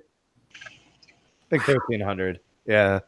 So, hey, the Note 5G is going to be like 1,600. I'm not going to bite at that. No. God, the Note 10, man. I bet you the entry level will be like 1100. It'll be 1099. Throw in the 5G, and you're probably at 1600. God, man, that's crazy. I still don't think I'll buy another phone over $700. And see, that's what I've been saying. Like, I'm gonna look like a hypocrite if I say, oh yeah, I bought the LG V50 thank you for 1,000, and I bought the S10 5G for 1,300. I would look stupid because I'm against it, right? I've been saying how I'm not going to do that, and then I do it. Like that, there goes my credibility out the window. Hey, I'd spend $1,000 on a phone again. Again? Yeah. Oh, your Pixel 3 XL. I just don't see the point. I mean, it doesn't do anything that a $600 phone doesn't do. Well, in this case, it would just be the 5G thing. Yeah, I know. Fabian asks, are you in a 5G market? For T-Mobile, yes, I am. I don't know, man. The point with me buying a phone like that is, when you're trying to sell services to people, you have to dress the part. You have to look like you're worth the money. That's true. I mean, I'm a network enthusiast. I love networks. But I'm not going to go out and spend $1,500 on a technology that in 2 years is going to be $500. Oh, I'm not going to spend $1,500 on it, But you guys know I've been looking on eBay for like used 5G phones, and I can't get one. I was gonna get like a S10 5G, if I saw it on there for like 700 or something. Nothing, not a single one. Not yet. No, not yet. I'm wondering if we're a couple months away. Still too new. Because what I could do is I could buy it on eBay, and then use PayPal financing, and it won't hurt. Because what would I be paying if I'm financing like $700? I'll be paying 40 a month. Yeah, like 30, 40, something like that. All right, that's what it is, right? Ah, man, I don't know. Hey, that's an easier pill to swallow, especially if you get more patrons. But the thing that's nice, Pete, is like every 5G phone, as long as the phone is paid off and unlocked, it'll work on Verizon's 5G. It'll work on T-Mobile's 5G. Sprint's 5G, T-Mobile's 5G, because it's all millimeter wave. 5G. What's that? New T-Mobile's 5G. We're playing the long game. I'm kind of pissed at Qualcomm, dude. What did they do? They didn't put the antennas for low-range 5G. They're not ready yet. Nobody's. Why didn't they do it? Why? Aren't there supposed to be phones coming out later this year or early next year with the capability of doing sub-6 5G? But we knew that millimeter wave was going to be a problem. We knew millimeter wave would be garbage for anyone not standing under a 5G hotspot. Ooh, Fabian said, I will get in touch with one of my Samsung reps to see what I can do to borrow a Galaxy S10 5G. Interesting. Ooh. Do that. That would be awesome, man. Free advertising for the brand. I can't believe Qualcomm didn't think to themselves, maybe there's going to be a carrier that wants to roll out 5G and with low band frequencies. Dude, this is ridiculous. Like, why only millimeter wave? Like, okay, Pete, from a technical side, from the hardware side, is it that hard to put 2 millimeter wave antennas and 2 sub-6 gigahertz antennas? It depends on how fat you want your phone. These devices are huge. 6.7-inch display. You need a little bit of spacing between the two antennas to avoid crosstalk. So you would need an antenna on the top and an antenna on the bottom. Bottom would probably be the low band since it covers more in the top, the higher band since it's the projection and stuff like that. Frankie says, Sneed, don't buy the phone, instead buy the hotspot for 5G. It's cheaper.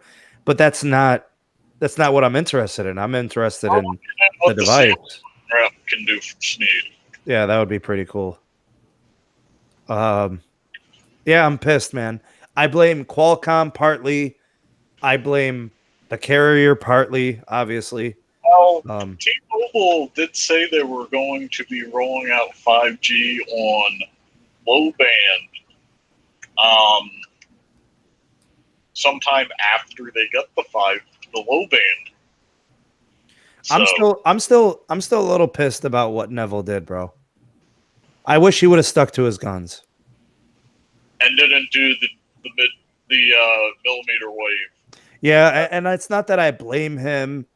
He had to get something out there, you know, because everybody's like, "Oh, AT&T's got 5G and Sprint's got 5G and Verizon's got 5G." Yeah, I think that was not a Neville decision per se. I think it was a committee decision. Yeah, I just, you know, it had that look like throwing rocks from a glass house kind of deal, you know? We bought this millimeter wave spectrum at auction.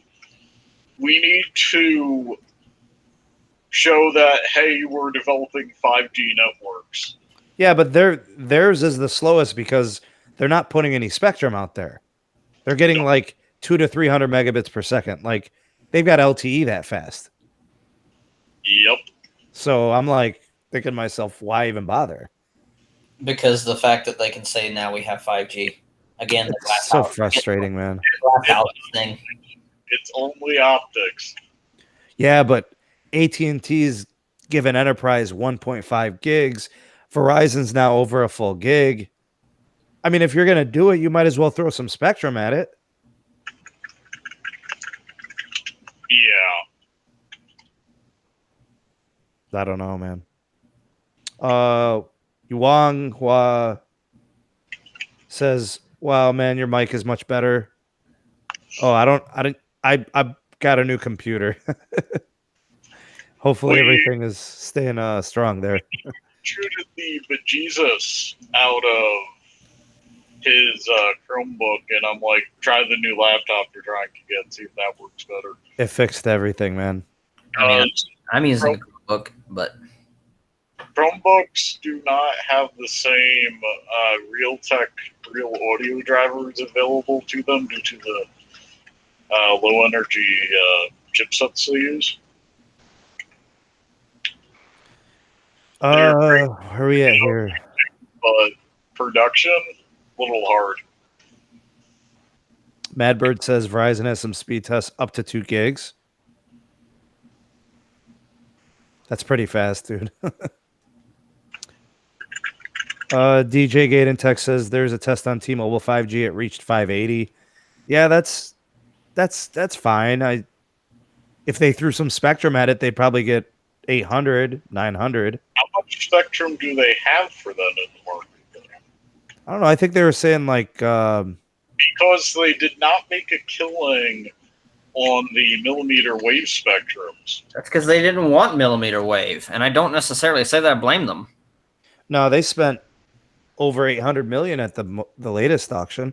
Well, right, but I mean, for a long time, they've been like, we don't want millimeter wave, we don't need millimeter wave because we've got all this low band stuff, and as soon as the low band 5G is ready, we're going to be rolling that out. And I don't necessarily blame them, because would you rather, like, again, Verizon and AT&T are 5G hotspots. That's basically the equivalent. You get out of the line of sight with the things and it's gone. Yeah, but Dave, that's not why that they didn't buy the millimeter wave yet. They didn't buy it yet because T-Mobile was allocating all of their assets to the band 71. So like, don't think like everything they tell you is 100% true. We can read the tea leaves. Like, that's true. T-Mobile does things and says things, and they don't always align. So like when John comes up and starts talking smack about Verizon's millimeter wave, and then they launch millimeter wave, you're like, well, the hell. That's true. So like, okay, so John's a mascot. That's his job. Okay, so you know what I'm saying? And he's rah-rah and he's out there. I take 5% of what he says to heart. because I know what he's doing. You know what I'm like? I know he's the hype man. It's So- just literally CEOs are basically there to hype. Well, in that case, Verizon, AT&T, and Sprint shouldn't exist. If we're going by that metric. Hans Vestberg was out in He's Bloomberg, okay. I think, doing a video the other day. He was Yeah. all right, bro. He was cool. Yawn. I'm He gonna wasn't take a nap while you guys enthusiastic. He's like, we're the best carrier. I'm gonna take a nap while you guys talk about Hans, whatever his face bird. First of all, if his name is Hans, Yeah. yeah, that's basically all I know about him. Is he part of the mafia? No. Okay.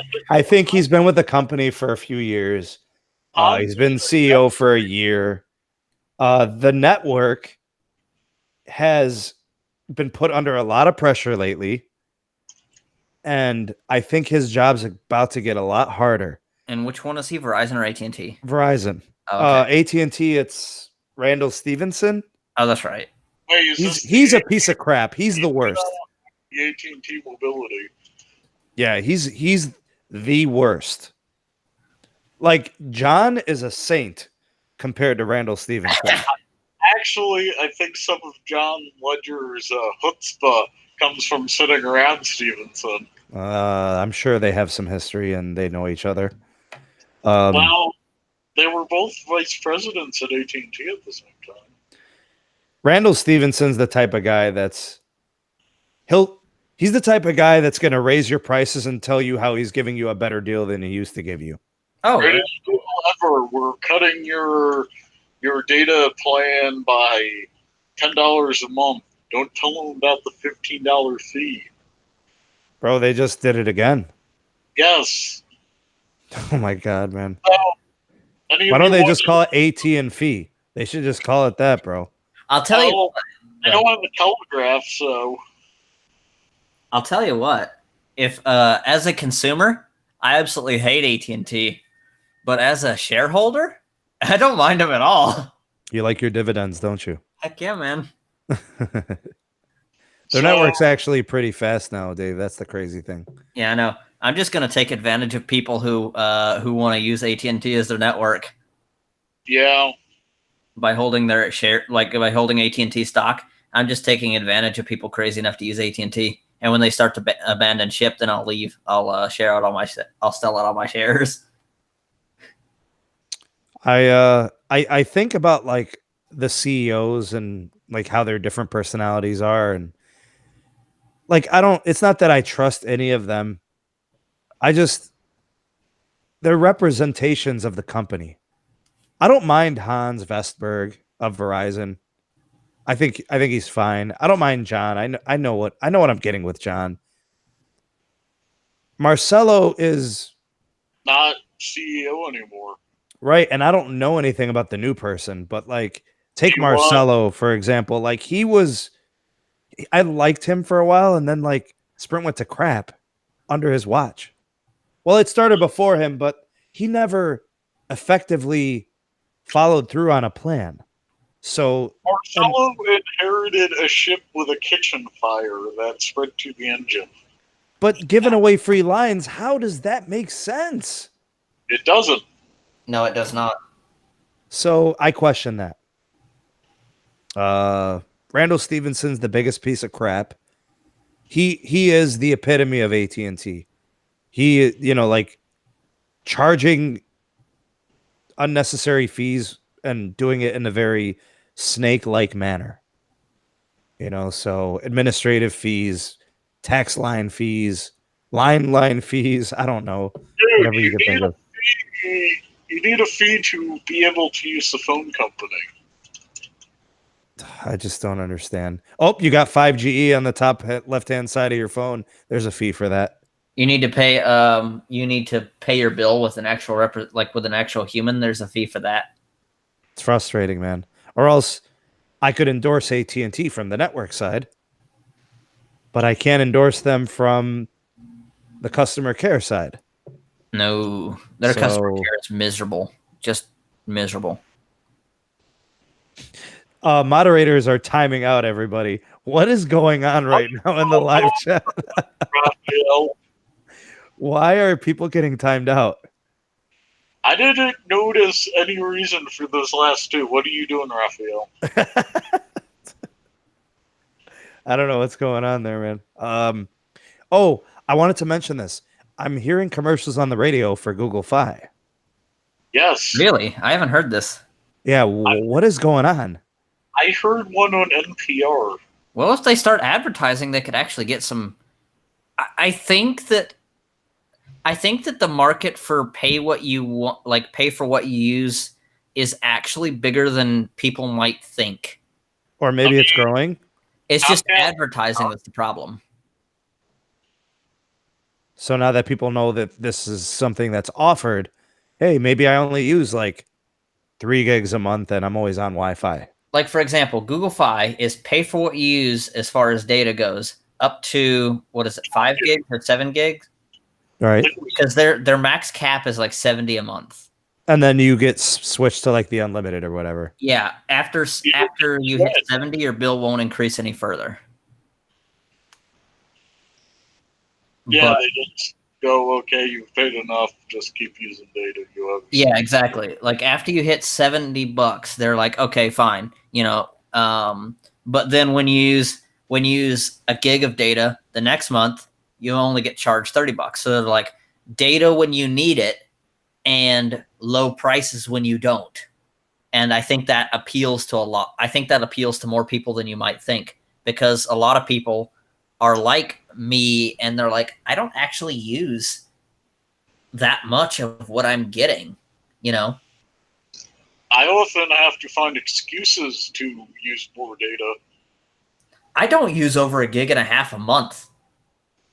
Man, and I use hundreds of gigs of data a month. I don't use about 275 is pretty average for me. 300 sometimes. I mean, even on Wi-Fi, like if I look at my Wi-Fi stats, I don't use over 50 gigs a month on my phone. Oh, so you're just not a power user when it comes to LTE connectivity then? No, on Wi-Fi I use about 50, and that's with app updates, streaming, and everything like that. With data, I don't use but about 1.5 gigs, if that. I just let it rip, man. I do everything. I upload all my videos to YouTube through my LTE. The thing is that I do what I want. That's the interesting thing. For work, and I'm finding myself using like 15 gigs a month. I do exactly what I would do normally. I do app updates. I stream video. I listen to music. I do anything I want on my data, or whatever, and I don't use over 50 gigs a month on Wi-Fi. That because I've tracked it. So if I had a plan, like for example, I'm on the Ting Unlimited plan right now, the beta trial program thing, whatever, and I still don't use over 50 gigs a month on data. So you guys remember how I was talking about Sprint earlier? Mm-hmm. And how like there was somebody who was saying that I'm always bashing Sprint. Yeah. He's here in the live chat now. Frankie's here. And Frankie, I just want to say, the last video I did where I was talking about the Ookla speed test, Sprint did awful. And there's no way for me to sugarcoat it. They had the lowest percentage of available LTE. And they had the lowest, I think they called it acceptable speed ratio, which was a consistency rating. Why, when I said they were the most improved carrier, yet they had the slowest speeds and the worst rating, why does that make me a Sprint basher? Like, it's not me trying to bash Sprint. I'm saying that this was the results from those tests. It's not that I want to bash Sprint. I'm calling it like it is. Like, I didn't want to go on a huge, long diatribe or a monologue or whatever, but like, dude, Sprint wasn't good in the testing. So it's not that I'm trying to pick on Sprint. They're just not performing well according to these tests. So that's all I had to say. And I didn't want to, make you think I was trying to single you out or anything, but like, I just have to call it like it is. That's what the tests show. And believe you me, if Sprint was good in my area, I'd have Sprint, but they're not. You As know, I said, or good, I'd consider getting them. Sprint's the only carrier that I see in the Cleveland area that always has 3G. I never see T-Mobile in 3G. I never see Verizon in 3G. I never see AT&T in 3G. I mean, Now, what you can't watch video on 3G. You can't. What if Sprint did exactly what I mentioned earlier and they capped all of their users at like say 10 megasecond? Dave. What? Dave, they don't have LTE availability here. Right, but what I'm saying is take a look. What if they capped everybody at 10 megasecond and they said, okay, what we're going to do with the money that you give us for your lines is improve our LTE coverage. So you're paying the same and you're getting less for it, but the reason you're doing that, like as far as speeds goes, but the reason you're doing that is because then they take their CapEx and shoot it through the roof and start building new macros and stuff like that everywhere. Top 5 reasons why I think Sprint is in the position they're currently in. Number 1, and this is not in order, just 5 reasons. Bad decision making when it comes to purchases. Bad LTE plan when they started with WiMAX. Inability to carry out a business plan in recovery mode. I also want to throw in their lack of LTE build out over the course of the last 3 years. And then the last thing I want to say is giving away free lines. I agree. It's just unbelievable. That's ridiculous. But what if Sprint did do that? What if Sprint took like and charged the same price, and capped it at 12 megabits a second so that you're pretty much guaranteed to get that anywhere there is an LTE connection, and they took the rest of the money that you were giving them and put it towards network build out and just went, I mean, crazy, like more than T-Mobile 600 megahertz crazy. Frankie, I honestly like the reason that Sprint gets the reason there's like, so when I go through my videos and I'm giving off, you know, fastest download speeds and fastest upload speeds, and Sprint's not in those as like the top performer. So the reason why they're always towards the mid or the end of the video is because they're always finishing last. I can't, well, if you want me to start with slowest network goes to Sprint, how does that make any sense? Like that sets the tone for a video that's negative. Like, and I don't want to bash Sprint. It's just, and like, I think your exact verbiage was, why do I disregard Sprint or something like that? It was something like that. I don't know if that was exactly it. Sprint. We applaud them for their 5G aptitude. And I also applauded them for improving the most. But, you know, me front loading the video in Sprint makes no sense because they performed the worst. I don't know. You gotta front load with the one because that's what the people are here for. They want to know who's got the fastest network. They want to know which network has the most LTE. They want to know which network has the highest consistency rating. Then you go and you rank it from 1 to 4. I do not know what US Cellular gets, Tom. That is not listed in the charts. I have no idea. All right, guys. We covered a lot today. My voice is wrecked. Yeah, man. Get out of here. Man. I want to give all the thanks here. Let's go ahead and do this. I want to thank Dave Tech for being here. Thanks, Dave. Thanks for having me. I just popped in or whatever because you guys had a topic that I was super interested in talking about. Wait. Rafi says Sprint should go the way of MCI. Wasn't MCI bought out by Sprint? Or Sprint? By Sprint, yep. I want to thank Pete for being here. Pete, you're killing me, bro. I want to thank all of my moderators, Mad Bird, Rafi, Jamil. Anybody else moderated today?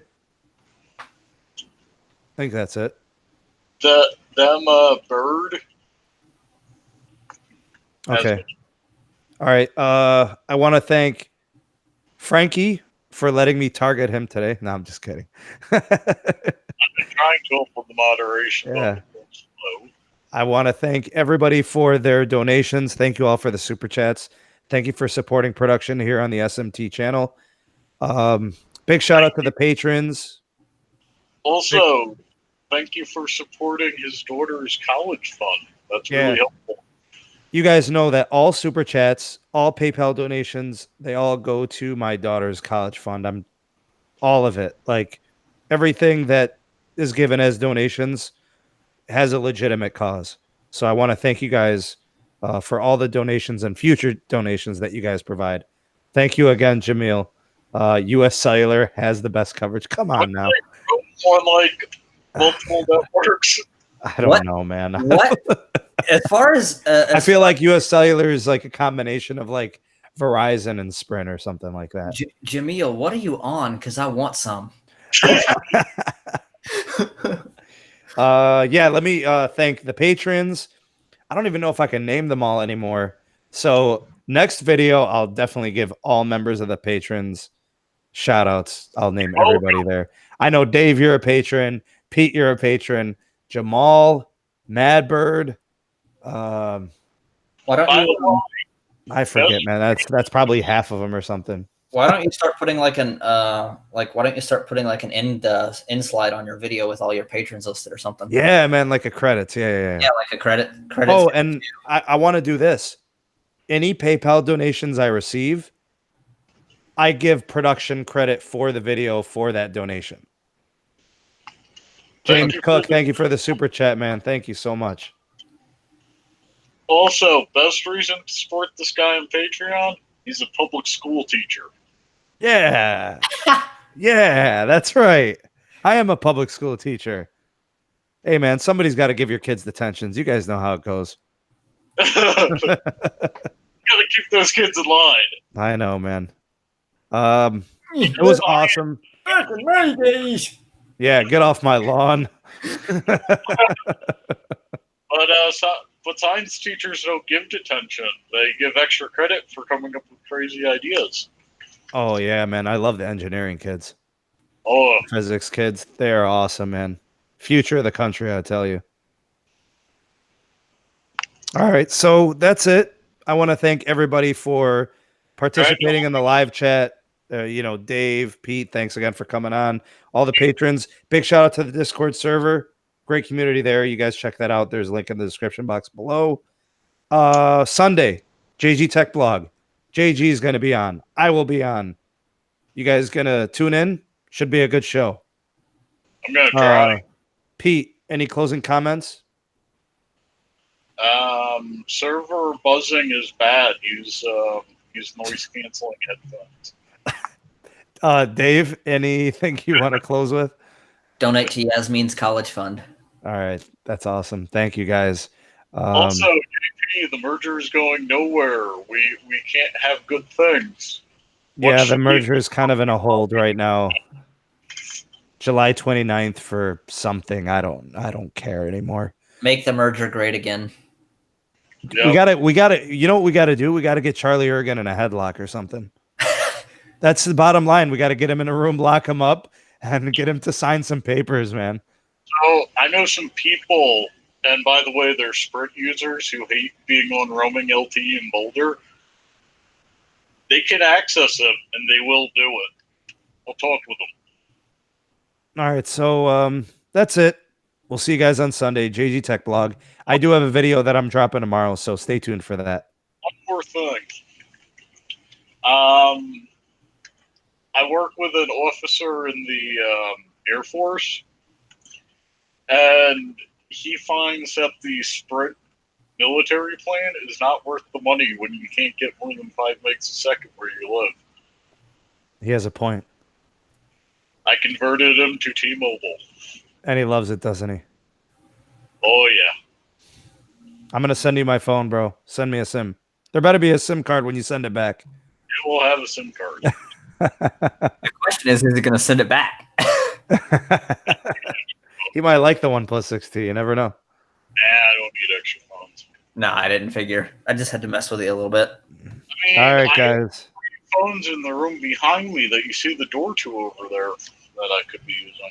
Man, you got iPhones and junk like that, man. Don't nobody want no dang iPhones. Nobody wants iPhone. But actually, I have 2 Androids that are from the past 2 years in there too. Bro, you got a Note 4, bro. That's from like 6 years ago. No, that's in my bedroom. Legendary phone, actually. I thought the phone you had in your the phone you had in your bedroom was that HTC Slide, the original T-Mobile one. What the hell? That's in that shelf over there with the Switch games. All right. If I send you a OnePlus 60 and you send me back a Sidekick, I'm going to be mad as hell, bro.